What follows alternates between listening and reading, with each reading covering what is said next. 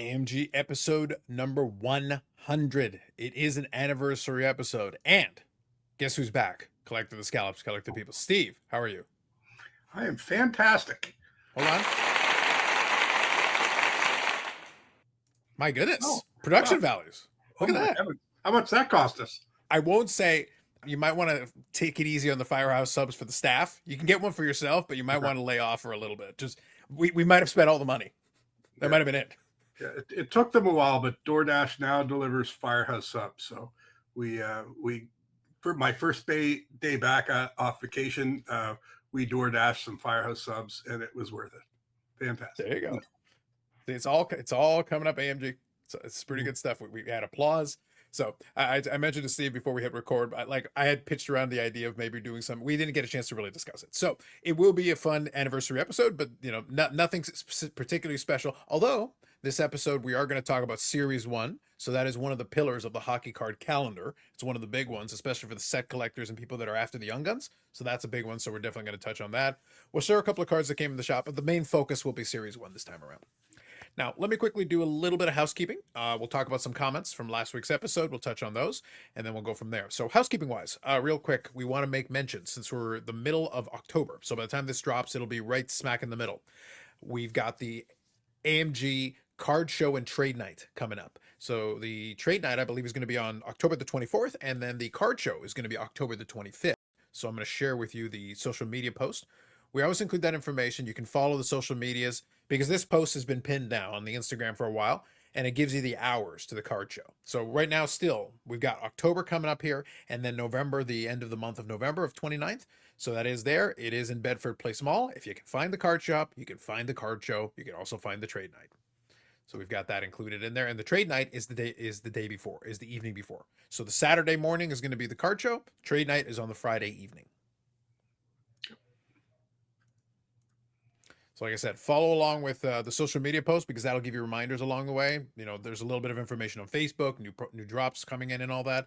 So that's all part of it. So you just got to remember that piece. Now, I think we were making brief mention of it. You can check in with the store, but I think most of the inventory got moved. We did make mention of the Hockey Card Gong Show Reloaded repack. So I actually did acquire one through AMG. We sent Bonus Blair on an expedition. I told him to pick me a winner, and he, I think he was fairly successful. I did share with Steve, so I'll quickly show you. And on my YouTube channel, I did document this, me opening it. So I got the Ultimate Achievements, Jean Beliveau, on-card autograph. So that's the out of 10 there. Beliveau has an excellent autograph there, so you can check that out. So overall, and this was lucky number 7, so... And they are numbered, so you can basically see when one box has been opened, then number 7 is out of circulation. I don't know, like I said, you can check in with the store. I don't know if availability is still there. I know the Gong Show guys, I think we're just about sold out on them. AMG did have an allocation of these. I know that GP Sports and a few others have acquired some of these and have been opening them. So, check in just to double check. Your mileage may vary, but it's there if you are interested in looking into it further. Yeah, no, not surprisingly. They've sold really well. I don't know the exact number, but I would think we have less than 20 of them left. So they've done really well, and wouldn't surprise me in the future if they take on another project together. Mm-hmm. In literary terms, that's called foreshadowing. Possibly. But we'll leave it at that. We'll leave it at that for now. So regardless, like I said, follow the social medias. I put a little scrolling ticker across the bottom. Those are the best places to double check.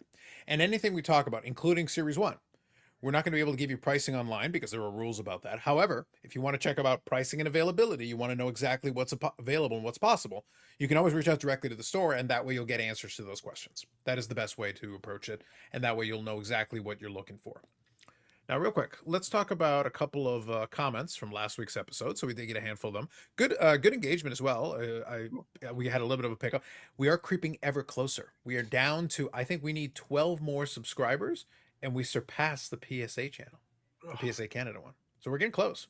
Getting there. Slowly creeping towards it. So let's go into the comments here. All right.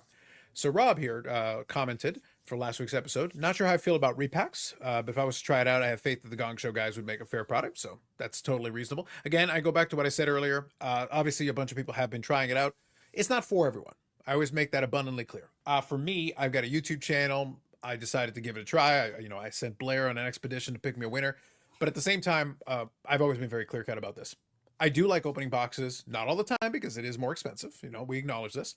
I don't mind a little gamble. So if you treat it that way and you understand that, you can see the checklist, which is a nice thing, a feature that they gave you on there. Because on the front of it, you do have a QR code. So you can actually, that'll open up the website and you can look at the checklist yourself. But regardless, it's not going to be for everyone. Because if you want, and I always recommend, if you have a specific single that you want, something you're specifically looking for, you would probably be better off deploying the funds directly towards the single that you get, because then you get exactly what you want. This is if you like a little bit of gamble in your life, basically. Yep, absolutely. And we've discussed before too. Sometimes you can buy a box of a product, and you spend 200 or 300, and if you get the short end of the straw, you don't get much return on it. At least this one, there was like a minimum price point, so at least Unfortunately, if you're losing, you're not losing as much, and you are getting a quality card, just like your Jean Beliveau there. Whether you add it to your collection or it's for trade, it's a nice little addition to have. Mm-hmm. For sure. Winston here said, great video. Repacking is here to stay. Some nice comics there. Thanks. So appreciate your comments. Thank you for the feedback there. And of course, I'm not going to bring the applause back. We only get that one per show. We have a limit. Steve's favorite, back on episode 100. Steve is here. Oh, Hockey 99. well, you missed me. All right. Oh, it's amazing. So here we go. With AMG, the host of the monthly card show. What a coincidence. I may have already brought that up. How come we don't see repackers clearing out tables? I do have an answer to this, but we'll touch on it. I want Steve to have first crack here. Is this mostly an American phenomenon? And the second question is, what does the panel think about the ending of the NBA Panini era and re-entering tops for NBA cards? So let's start off with the first piece, Steve. Do you want to take that one? I have an answer for the first part if you want, but what was the question again? With the monthly card show, how come we don't see repackers clearing out tables? Is this mostly an American phenomenon? You're kind of answering the question. I think that it does happen. If people have items that people want, they buy them, whether it's a repacker or a collector. When we were, not me particular, but when we were issued the task of, filling this repack order, we did attend a few shows, and if a card fit in the price point we were looking for, we bought it. So I know a month or so ago, there was a local card show that we went in, and if it was an on card or an awesome looking patch card or a nice rookie, we were buying it because like we've discussed before, we already have a buyer for it. So whether we make $10 on that card, $60 on that card, or even break even, we had an order to fill, and we did. But that's how the hobby works. You buy and sell. So there's a little bit of everything when you walk on the show floor. Mm-hmm, sure. Now I'll add one thing to that. So kind of touching on it. Is this mostly an American phenomenon? Yes, only because of volume. However, not completely. Because at Expo, there will be repack companies that are going to be walking around grabbing it. I'm forgetting the name right off the top of my head, but there are a couple specific guys that set up a booth there, and they do a lot of this professionally. And they basically are a repacking company, and they actually will go around and buy cards from different tables. But to answer this question, though, specifically, how come we don't see repackers clearing out tables like, say, at an AMG card show? Because it's a local card show. It's not just about clearing out tables. The clearing out tables phenomenon is happening more in the U.S. thing for two reasons. One, obviously, bigger shows, bigger population. But the bigger shows is the key part of that. There are dealers who set up showcases that are basically fodder for repacks. So, the kabooms and the downtowns and stuff like, they literally fill up a showcase full of that. Well, these repackers that want that stuff for their inventory, they will go in, and there's where it makes sense for them to clear out the table, so to speak. So in the example he was just talking about, so like say in that repack product, they had very specific criteria they were looking for, and they were the client in this case. If your showcase is like half vintage, half this, half that, and 3/4 or half the cards don't fit the criteria, you're not going to clear out the table. You're not interested in buying that other stuff that doesn't fit necessarily, unless you want it for the store, which is a different conversation. But the amount of repackers. So locally, you're not going to have that many repackers, and they're not going to travel to a local mall show specifically to do that. You have to be kind of in the area. If you're in the neighborhood and you happen to go by and you find some stuff, that's great. How come they don't clear out tables? Because the tables on a lot of these shows, since it's people who are setting up smaller collectors, dealers, small timers, they don't necessarily fill up showcases full of stuff that the repackers want to clear out. Yeah. It's just a common sense thing. Like it's just and repackers fail as well. Like just like this hobby, a lot of people think it's easy, but a lot of people come and go. And if the doing the repacks is the hottest thing right now, for everyone that succeeds, there'll probably be 5 that fail. So everything in this hobby, there is a science to it. You just can't show up and buy and sell and make money. It is a profession, and there's guys that have been very successful doing it for a reason. And then, like I said, a lot of guys come and go, which there's nothing wrong with trying something. You just have to be smart when you do it. Yeah, for sure. I just remember the one I was thinking of, Hit Parade. Hit Parade is one of the ones that does a lot of business, and specifically, like, so for at Expo, for example, they literally have a booth where they will do buying. So number one, they have a booth where they'll do buying. Number two, they have guys that will walk around and look at tables to try to find a material that is appropriate for what it is they're trying to do. That's where the possibility of clearing out a table becomes possible. But again, you have to have the type of material that fits what they're trying. And in addition to that, you have to be interested in selling it at the percentage that they want in order for that to make sense for both parties. So the reason it's such an American phenomenon is that some dealers have gotten into the business of specifically catering their table to attract the repacker who will come by and said, I want to buy the whole table at 70%. And they've already bought the inventory at a certain percentage where they're like, yep, 70% is fine. Here you go. And then they clear out the table. At a lot of these local shows, it's going to be a mix. Go look at the showcase. You're going to see like vintage cards in the top row, these other cards over here, maybe some 90s stuff over here, and then a couple of cards that maybe fit, jerseys or autographs or whatever it is. So even if you're interested in doing that, you're not going to go out of your way to a local mall show as a professional repacker for that. But in the case of AMG, it's right there in the mall. You walk by, you see some stuff on the table that fits. You might be interested in buying a couple of cards off of, but that's different from clearing out a whole table. Yeah, and in the States, obviously, there's just more shows. And there's some great shows here in Canada, but there's only so many. The Torontos and the Montreal, Edmonton, Vancouver. They all have really good shows. But down in the States, every weekend, if you're willing to travel a little bit, there's a substantial show close by. So there's an abundance of inventory available. So yeah, definitely makes it a little easier for the repackers. Absolutely. And it also changes it if you're a company. Like I said, I gave Hit Parade as an example. Hit Parade makes repacks for different genres. They do have a hockey repack. They also have a baseball one and a football one and a non-sport. And if that's the case, it expands the amount of possibilities of something you'd be interested in buying. Right. And if you asked us to do a football or, anything not hockey right now, we probably wouldn't be able to fulfill it, or we'd have no choice. We'd probably end up traveling, if it's not to the States, to, like the Toronto show in a couple of weeks. Maybe we'd gear up for that and see what we can buy up there. But, we're fortunate on the hockey side that we have access to it. But yeah, if you want to dabble in the other sports, we could give it a whirl, but it would definitely be a smaller repack. There you go. So that is the hockey repack question of the week, because basically that's what it is at this point. As for the second part here, the ending of the NBA Panini era and re-entering into tops for NBA cards, the Fanatics Overlords. I don't know. I'm over it. We just wait and see what shows up at the store, and we can only sell what's put in our lap. So we'll see what happens in the upcoming months as far as product that comes in and stuff like that. So you can only, can't control things like that. So it's kind of out of our hands. So only time will tell. Yeah. So overall, I'll just put a button on that one. The reality is the store, if you've paid attention to previous months where we go over it, the store does get a little bit of NBA allocation, but it is limited. If you check in from time to time, you'll notice it's more limited. Also, the marketplace is a little bit more limited around those parts.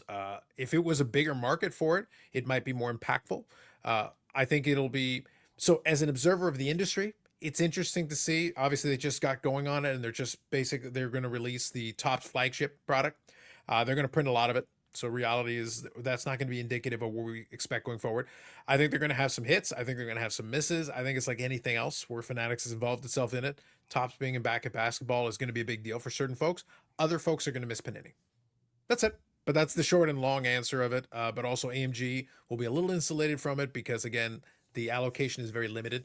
So we don't know how much or how little is even going to be available to discuss. And then we'll play by ear as it goes. All right. So there you go. If you have any comments or any questions that you want to ask, we can usually answer it in the following week's responses. Otherwise, though, if it's more time sensitive and more pressing, then reach out directly to the store with the contact points. That is usually the best way to get a more quick and direct response. So let me just scroll through here. I want to make sure I've got everything else covered. Yes, I think we're good there. Okay, perfect. So let me showcase a couple of cards that came in the shop, and then we'll finish up talking about Series 1, since that's the big one this week. So we got a little bit of a backlog of some items here. Some of the stuff we had a couple of weeks ago here that were made available, but at the same time, figure I may as well still go through them. First one is a Lamar Jackson National Treasures Collegiate. So this one's notable nicknames. I actually took a closer look at this one just a few minutes before. LJ is not a very good nickname. If that's the nickname, that's terrible. But okay. Otherwise, though, if you're a Lamar Jackson fan, though, a neat card from that perspective, out of 25, a 9 with a 10 auto. So that's pretty solid. Again, I don't know. Some of these have been in the directory for a couple of weeks here. This was back at the end of last month, so it might not be available anymore, but double check with the store for availability and or pricing if it's the case. Yeah, this one is still available, and LJ is my guy. So hopefully Baltimore can turn it around. I think they're 1-5 now. I still think they got a heck of a team. So he's been out a few weeks. Get him back after the bye week, and the Ravens will fly. Yeah, and we'll see. This year, they're not mathematically out of it, but they're going to have to string together some wins. I think that's what's going to be key for them. So there you go. All right, so here we got Travis Kelce here, numbered to 49 from Immaculate Collection. You got a 3-color patch on here, which is nice. So that's a pretty solid. I do like the Immaculate, the whole acetate thing with it. They're nice looking cards, so that's pretty nice. I wonder if they'll do it'd be awesome. A T Swift and Travis Kelce, patch auto card would be kind of cool. I think so many people want this, and for the memes and Steve, I am here for the aggravation that it would give certain people where they would lose their minds. 100%. Yeah. They would literally lose their minds. If one of the manufacturers could get the deal done, that would be worth its weight in publicity gold. Like it's right there, right in front of your face. Imagine like a 1 of 1 of that card. Holy smokes! What we need is inscriptions. We need some kind of inscriptions. That's something that would be funny, and I think that could be incredible. To Steve, love T Swift. I thought we were angling for the Topanga card for you. Well, she's been avoiding me. All right. Well, we'll have to see. We'll see what happens here. All right. So then we got Stature. This is from the new Stature. Logan Cooley auto patch here. So that's a nice looking card there. I think that's an on-card auto, so pretty solid. Numbered to 49. The new Stature, Stature has some nice cards in it. And you got a nice patch on this one, so that's a pretty solid inclusion as well. All right, here's a little 90s love on this one. So 93 Stadium Club, Gretzky, first day issue, which is one of the parallels included in there. That's in a Gem Men 10, which is a little trickier since you do have, the full bleed photo on this one. So those can chip pretty easily. And that actually, a customer pulled that out of one of the Gong Show boxes. So I asked if I could feature that. And I think when you check comps on it, it's like $1,200 or $1,300. So there's an example of, someone that bought one of those and won on it. So there is some really nice cards in there. Yeah, 90s Gretzky parallels have really taken off especially since the pandemic period. A lot of that stuff has taken off in the last couple of years. I actually got a quick story about that one, but I'll save it here until I'm done going through these. Next one here, we got an Ellie De La Cruz, Leaf Trinity, numbered to 99 autograph on there. So Leaf does offer some more affordable options. So like a lot of these Ellie De La Cruz, an equivalent Ellie De La Cruz from Topps would cost more. But it does provide some of them. The designs are hit and miss, but some of the Leaf ones I do like. It just depends, product by product, case by case. Just depends. Yeah, that one presents nice too. I put a black or a background behind it, but it's like a clear cut auto, so you can see right through it. But yeah, it's affordable and it does look good. Yeah, and always remember it is the more affordable because it is an unlicensed. You can see there's no logo there on the helmet, so again, that will save you a couple bucks. Though, if you are a fan of the player, it is an opportunity to get the player a little bit less expensively. So it offers you an alternative. Here we got a Tommy Lasorda, a little vintage here. 1950 big league stars Tommy Lasorda before he became a manager, longtime manager of the Dodgers.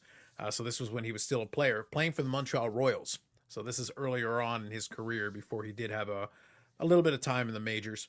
So pretty nice. You on the front of it, you got a little mini bio in there, and it's in English and Francais. Yeah, yeah, and that's an obscure issue. I may have only seen a couple of those in my, in my career, and again, not overly affordable, but or overly expensive, I should say. And as soon as I put it in the showcase, I think an hour later, someone snatched it up because he's one of the all-time great managers and coached my Dodgers back in the day when I used to follow baseball closely. Nice, very good. And to finish off here, one more baseball. We got an Ichiro Superfractor. The 35th anniversary with the 87 Topps design, but then you've got it in Superfractor variation. So Ichiro, first ballot Hall of Famer, great all-time great player. 87 Topps design, which Topps loves to use. They love the 87 Topps design. But you've also got it as a Superfractor 1 of 1. Mm-hmm. Yeah, there'll be lots of demand for that card. Oh yes, yes, absolutely. So real quick, I did mention when I was showing that Gretzky, the parallel there, I was, as part of a conversation I was having on a podcast episode I was recording last night, we were having a conversation about bounties and stuff like that. So we won't get too much into that today. But one thing I was going to mention that reminded me about the 90s thing is during the pandemic period, a lot of the 90s stuff has really elevated, for football, for baseball, even for hockey as well. They've become a lot more popular in the time since. One example, though, in hockey side, was Pinnacle Totally Certified. And that was the one where that series, all the base was numbered, all the parallels were numbered, and the Mirror Platinum Gold was the creme de la creme. It was the highest tier one.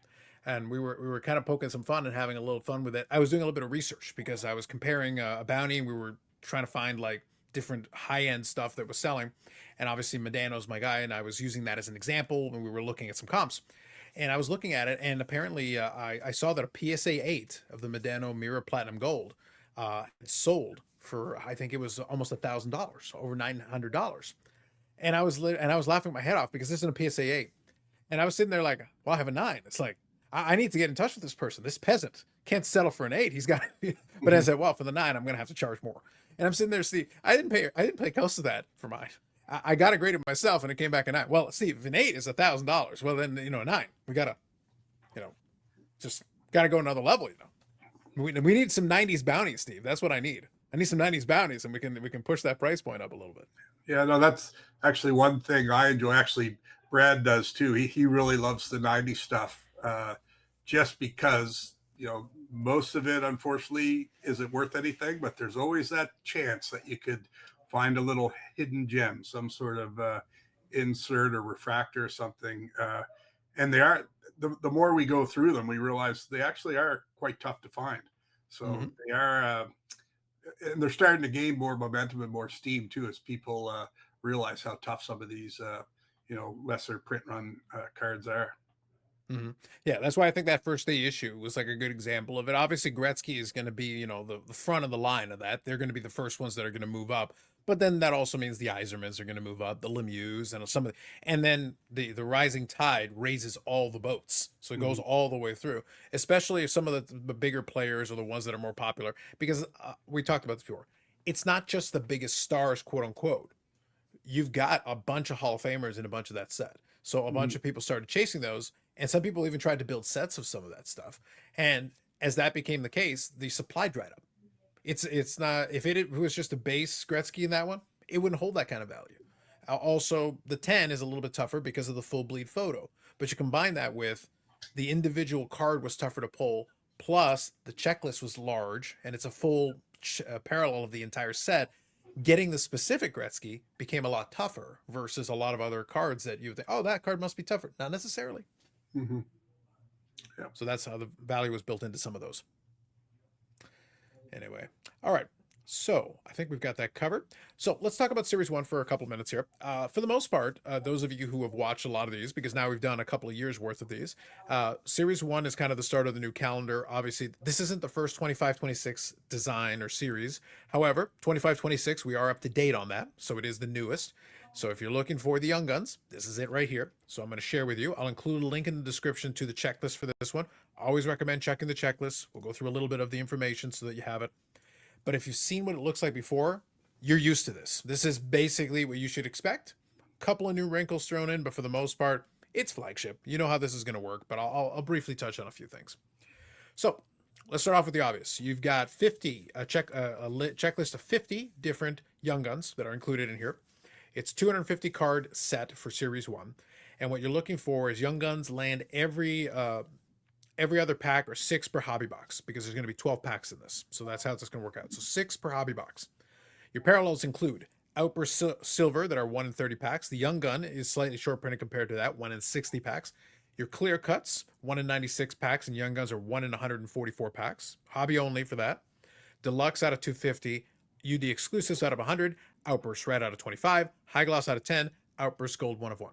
If that all sounds familiar, it is because for the most part, it is standard Upper Deck flagship. This is what you should expect. So here's an example of the UD exclusives. Here's your design for this year.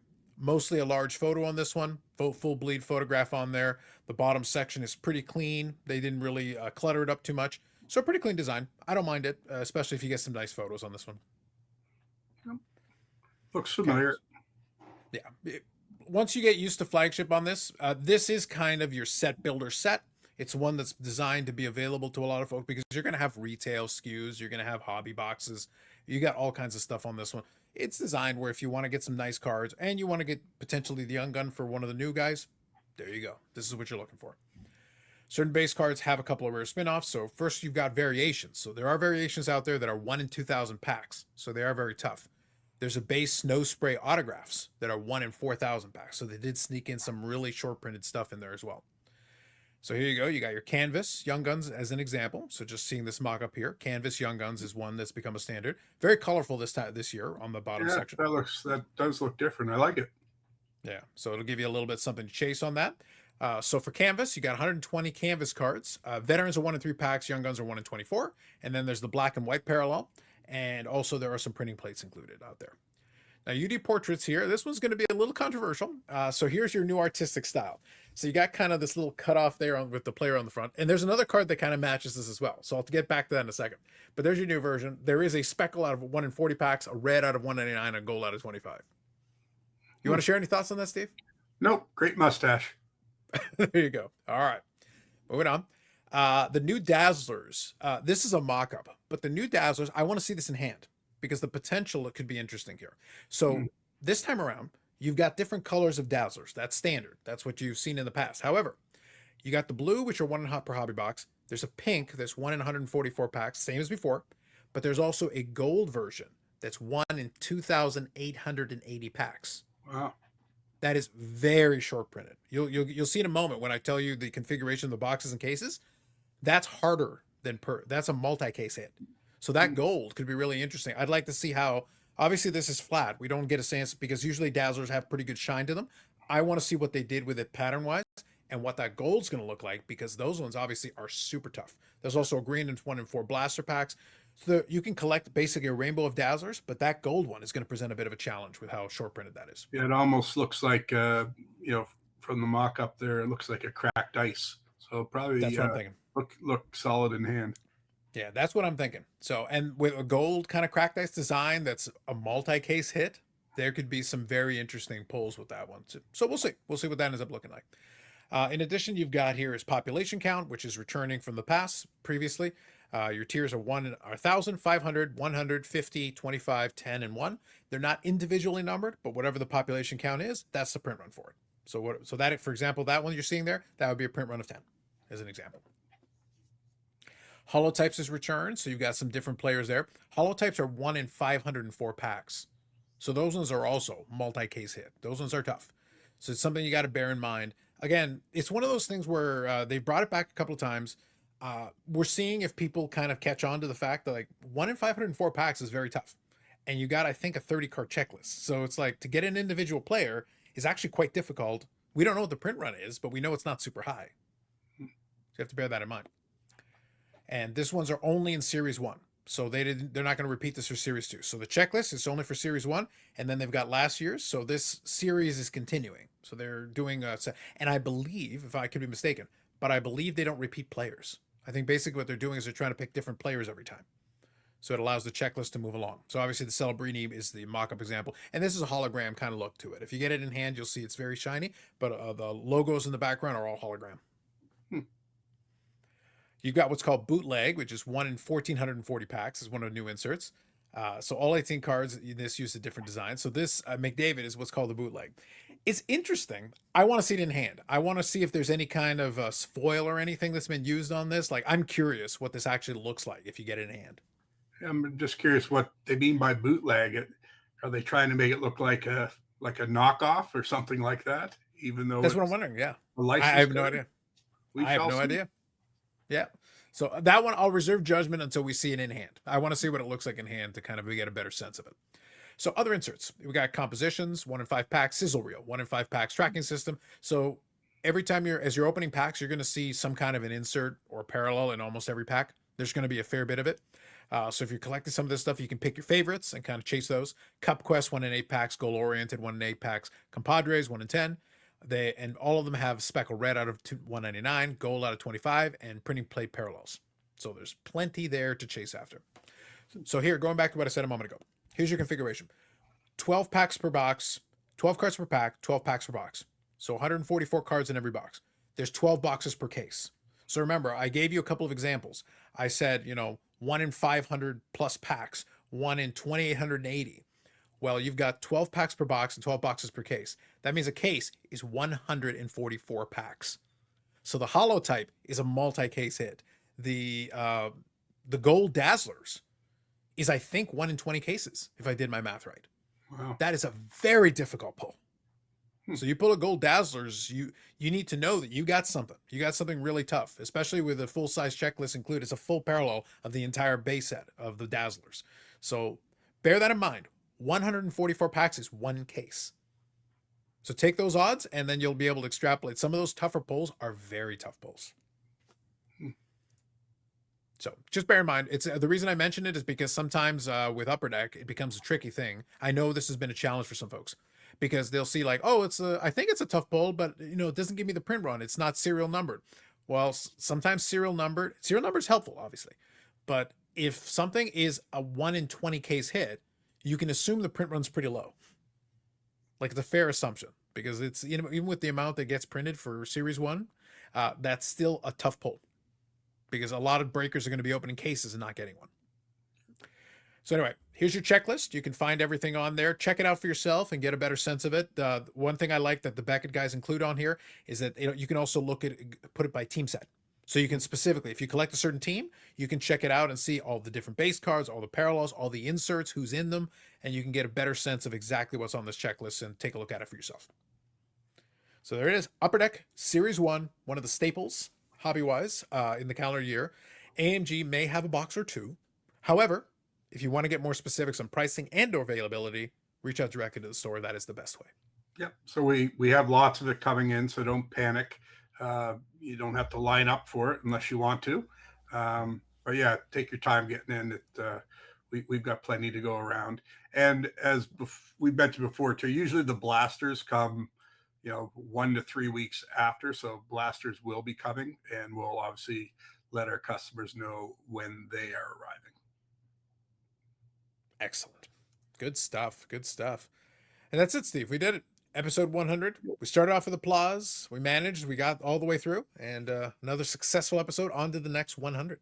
Yeah, and we just need to say a quick prayer to Blair. He's been under the weather the last few days, so hopefully he's on the mend and he'll be back happier than ever next week. But nope, everything's good. Had a nice vacation down to Kentucky to visit friends and family. Saw college football game, got some sun, and now we're getting into the busy season here at the store, and And then those guys, I'll have to have a chat with them. They're a little rowdy outside. Brad's actually here. I thought he was already gone to Toronto, but they're out there talking about the Blue Jays. So I'm going to go out and heckle them a little bit. But yeah, hopefully Toronto can rebound in Seattle. Yeah, tough couple days for Blue Jays fans.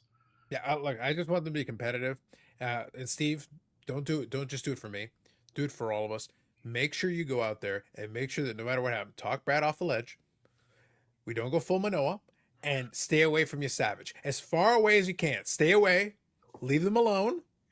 Jesse Barfield, and anybody else that's from the past, go ahead. Paul Molitor, Roberto Alomar, with my blessing, but stay away from the current Blue Jay pitchers for all our sakes. Well, so Brad's trying to just think positive. So we were in a group chat there last night. He's already purchased tickets for Game 6 and 7 in Toronto. Wow. So positive thinking, hopefully, or maybe he got a really good deal on them. But anyway, he plans to attend Game 6 and 7 if need be. So, If need be, yes, indeed. yes. Well, we'll cross our fingers, Steve. I haven't gotten my championship series box stuff yet, so we'll see. Anyway, I'll leave it at the episode of this because the store is going to be opening in a few minutes. For the Steve, the Collector's Scalps, Collector people, we wish best wishes to Bonus Blair. Hopefully he feels better. Like I said, we'll be back with another episode. By the way, we're slowly creeping up. I'm getting closer on the subscribers. So if you haven't already, subscribe. I want to see that number bumped up. I want to get to 450. So let's get to 450 and bump that up if you haven't already subscribed. So thanks very much. We'll catch you in the next one.